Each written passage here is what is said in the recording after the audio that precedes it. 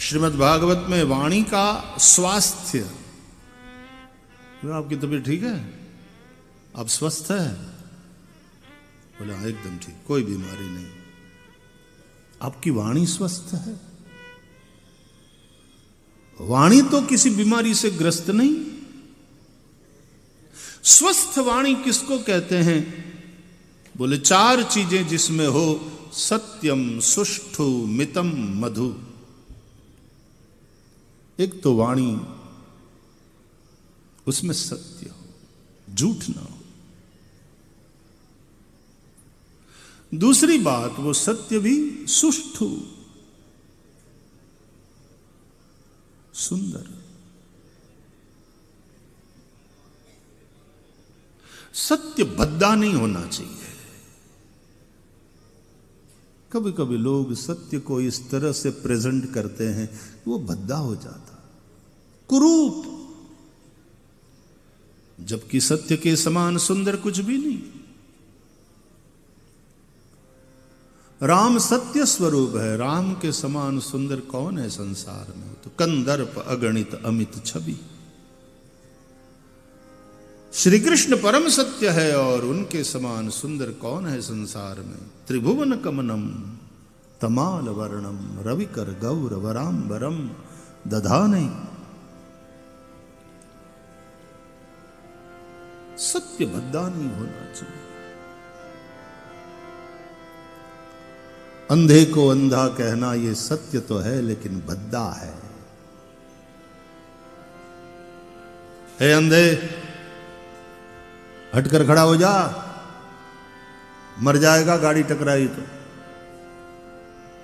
Road के बीचों बीच खड़ा है। अब इस तरह से बोलना, और वो अगला कहे कि भैया इस तरह से क्यों बोलते हो? बोले अंधे को अंधा नहीं कहेंगे तो क्या कहेंगे? हमने झूठ बोला क्या? झूठ तो तूने नहीं बोला, कहा तो सत्य है, लेकिन वो सत्य बड़ा भद्दा, कुरूप। देखो, चरित्र का परिचय मिलता है, आदमी किस प्रकार के चरित्र का। धीरे से नजदीक जाकर हाथ पर, सूरदास जी आप देख नहीं पा रहे हो, आप रास्ते के बीचों बीच खड़े हो, कहीं अकस्मात हो जाएगा, आइए मैं आपको किनारे ले चलूं।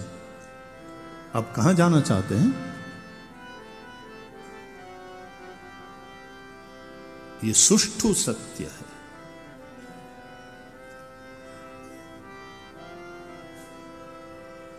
सत्यम सुष्ठु मितम,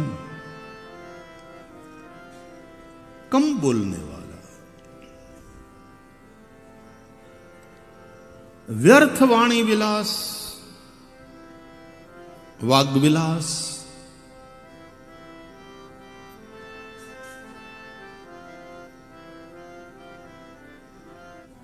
जितना आवश्यक है उतना ही बोला जाए,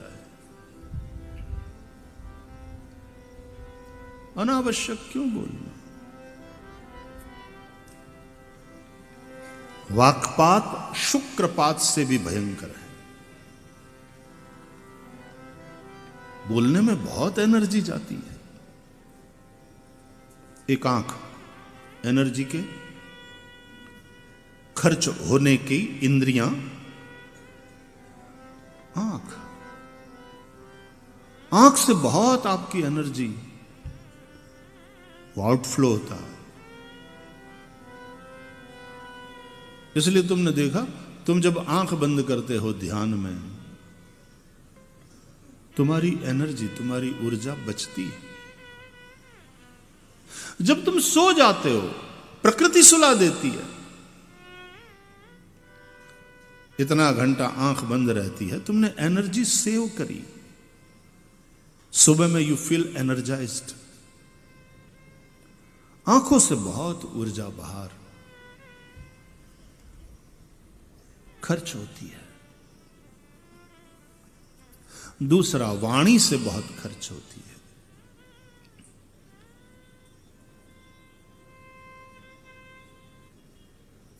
सत्यम सुष्ठु मितम, और चौथी बात मधु। मधुर बोलना। सत्यम ब्रूयात प्रियम ब्रूयात न ब्रूयात सत्यम अप्रियम। अप्रिय सत्य नहीं। लोगों में एक उक्ति बड़ी प्रसिद्ध है कि सच तो कड़वा ही होता है। I don't agree with that. किसने कहा सत्य कड़वा होता? कड़वा ही होता तो कौन पसंद करेगा? सत्य कड़वा नहीं है, तेरी जबान कड़वी है। सत्य कड़वा नहीं, तेरा ढंग गलत है। मैं फूल का बुके बनाकर किसी को प्यार से ऑफर कर सकता हूं, आइए पधारिए, आपका स्वागत। और क्रोधपूर्वक वही बुके में मार भी सकता हूं। बुके तो बुके हैं। अगले तक पहुंचाने का ढंग देखो कितना बदल जाता है। एक में सम्मान है और दूसरे में अपमान। वही बुके, वही फूल।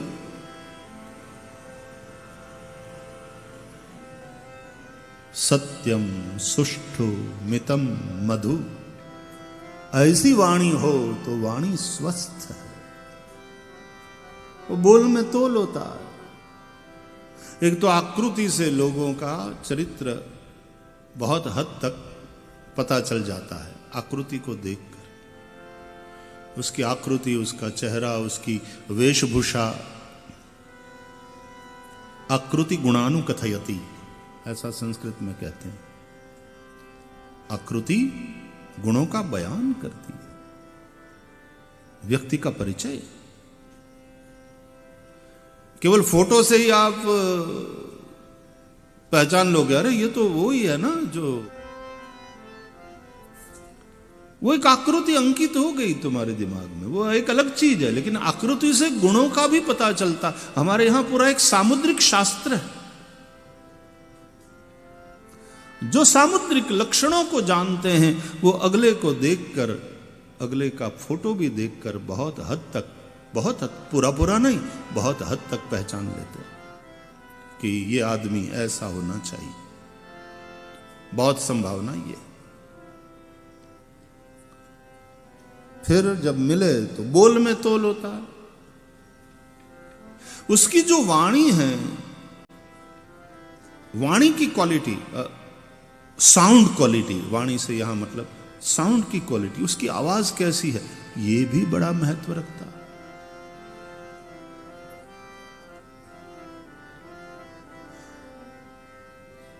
चाहे उतना मधुर साउंड न हो, ध्वनि गले से निकलने वाली, और गाना तो बिल्कुल उसके बस की बात ना हो, लेकिन फिर भी वो तपस्या, वो सात्विकता, वो अनुभूति, वो जब बोलते हैं